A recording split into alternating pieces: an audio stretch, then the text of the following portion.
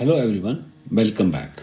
So this is episode number 8 in the Vascular Anastomosis course, and in this video we are showing the venous anastomosis using the porcine vessels. Please read the detailed disclaimer and description. These videos are meant for education purpose only and it's not a substitute for professional training and professional advice.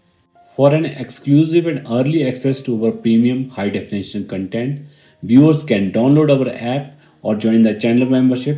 The link for everything is given in the description of this video. Do check it now. So friends, I hope all of you have already watched our previous 7 episodes in this series, from basic theory, instrumentation, the arterial anastomosis, the technique of interrupted continuous, the Fleming technique of arterial anastomosis. So far we have uploaded, and the venous anastomosis during the and on the PTFE graft we have showcased in the last video, that was episode number 7. So that if you have not watched already, do watch them now before joining us here, so that you have a better understanding and better grasp of the subject. Talking about the venous repair, the options are lateral venography. We excise the part of the vein and repair it primarily, or you can put some kind of patch. In the defect, there can be end-to-end anastomosis, or you can put an interposition graft depending on the situation that we will discuss shortly.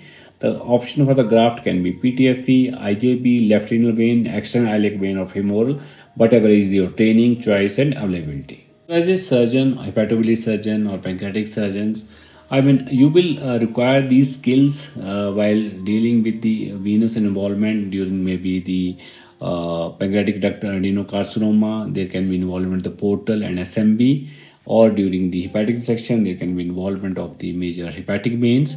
So you may require to repair it. So as per the International Study Group on Pancreatic Surgery, there are 4 types of the venous reconstruction. Type 1 is venorrhaphy. You excise part of the vein, you simply close it without compromising the lumen. Type 2 will be patch repair. If there is a more vein part involved, then you put a graft, some kind of a venous patch between the defect and suture it. Type 3 will be you excise the segment of the vein, you repair it then. Type 4 will be interposition graft, when you can bring them close or there is a tension, you place some kind of graft. That can be venous graft, jugular venous graft, or the renal vein graft, or it can be the PTFE graft. So as a general rule, if the invasion is less than 20%, elliptical excision and closure, that will be venorrhaphy is okay. 20 to 60%, you can put a patch of the vein, of some harvested vein, that prevents stenosis. If it is more than 60% invasion, then end-to-end anastomosis is preferred. That may be simple closure of the defect, or you can use a graft. The simple thumb rule is, friends, if you can close it without compromising the lumen, or without without any tension, then it's okay. Otherwise, it is always better to excise the segment, bring it close, and or put a graft. Because if you try to be overzealous and close that defect and there is a narrowing, then that will lead to turbulence, and that will be a cause of post-operative venous portal vein thrombosis, and that can be a disastrous complication. Again, if you are doing it for the first time, you are not comfortable, it is always good to call somebody who is senior to you, or some vascular surgeon who should be standby, so that you feel more confident. So while excising the segment of the vein, you can do up to 2 cm, maximum 3 cm. If it is more than 3 cm, then it is always better to put some kind of interposition graft of the IJB or the PTFE. And before that, after excising, you can mobilize the proximal portal vein and distal SMB. You mobilize the right colon to gain length, and despite that, if you feel it is under tension, then you can always put the interposition graft. So arterial anastomosis is comparatively simple, easier I will say, because the wall is elastic and it stays open. The more fragile, thin, the lumen tend to collapse. So the venous anastomosis requires more mastery and more technical skills. So the types of venous recon will be interrupted suture, continuous suture technique, or the microvascular anastomotic coupling device, MACT.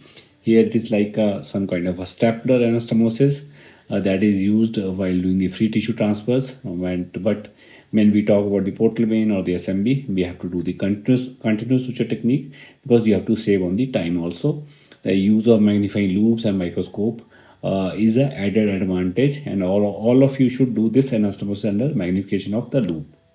The interrupted suture technique is the gold standard, but again, when we are talking about the hepatobiliary surgery, it is a time consuming and will lead to the more ischemia into the liver or the bowel congestion.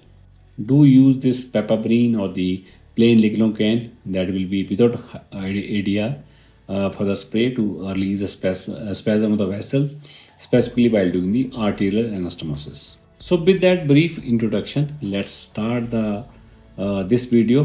Now that will be episode number 8, friends, and we hope that you have gained some new insight, some confidence after watching these videos, and that will ultimately basically conspire or contribute to the better patient outcome while dealing such kind of complex cases. So do watch our previous episodes and other videos we have already uploaded on our app and on our YouTube channel, and so that you understand the subjects better. Of course, you have to practice, you have to learn under the expert guidance of your teachers. These videos can be a guide or as an adjunct to your learning. And so with that, thank you very much, friends. I hope you have liked the video.